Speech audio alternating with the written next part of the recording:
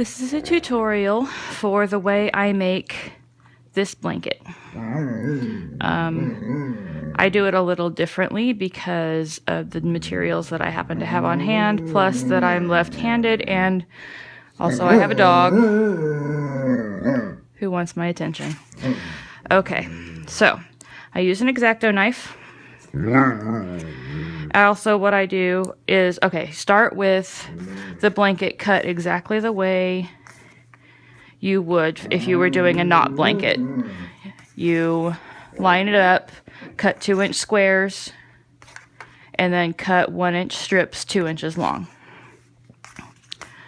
And the way that I hold the blanket together is with these binder clips, because I just do. Alright. Jadzia, you are not helping. Okay. So, first you cut about here. You cut just like that. And then you take, because you have 2 layers, it takes a little bit of time, but you poke this through here, and then you poke that through the next one. Then you poke this one through here, and this one through the next one. And then you pull it too. The reason I do it one at a time is because I like to have these holes be pretty small. Otherwise, it looks a little bit loose and funky.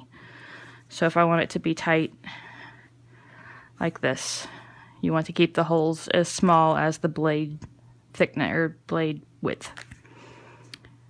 And then you poke it through. Oops. Poke it through. Poke it through.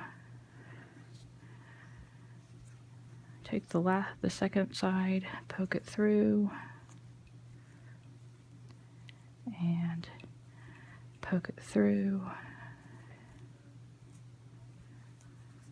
like that. So you see it's starting to create that edge. You don't want to get too close to the end because the structural integrity of the fleece will not hold up to things like washing and tugging and cats, you know, that kind of thing.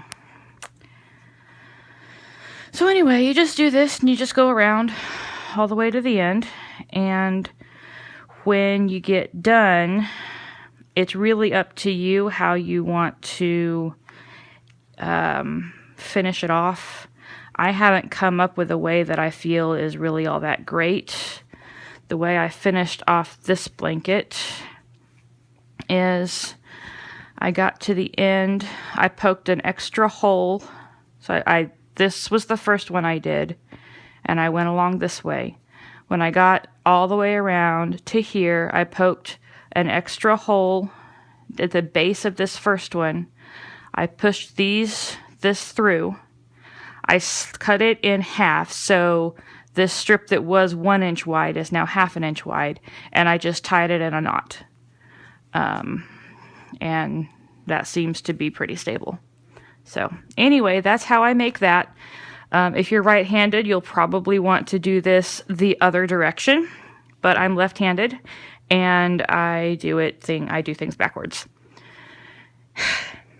Yes, I love you. Yes. So anyway, that's how I make that blanket.